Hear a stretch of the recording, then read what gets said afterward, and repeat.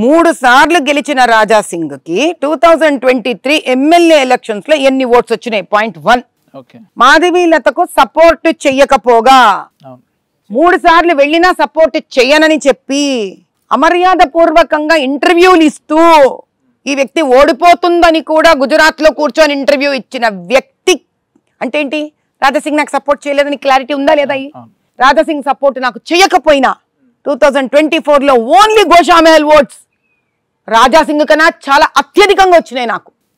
కాబట్టి రాజాసింగో మాధవీలతనో గ్రేట్ కాదు. BJP party, దాని కార్యకర్తలు, దాని మీద అభిమానం ఉండి వేసిన ఓటరు గొప్ప అని చెప్తున్నా మీకు నేను. ఎప్పటికైనా గోషామహల్ బీజేపీదే గానీ రాజాసింగ్ కాదంట 100%. ఒకవేళ కనుక మొదటి నుంచే మీ ఇద్దరి మధ్యలో ఏదో పచ్చగడ్డేస్తే బగ్గుమనేటట్టు అసలు నేను ఎప్పుడే మొట్టమొదటిసారి మాట్లాడుతున్నాను. ఎందుకంటే నా పార్టీలో లేనప్పుడు నాకు విధేయత లేదు అతని వ్యక్తి పట్ల.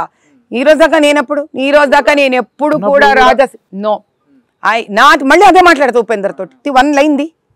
నేను రాజాసింగ్ మీద మీరు ఎప్పుడు మాట్లాడలేదు. మరి అయిపోయి కదబ్బా. ఆయన మిమ్మల్ని ఎందుకు వ్యతిరేకిస్తారు? అది నాకెట తెలుస్తుంది? ఎట్లా చెప్తున్నావు తెలుసా?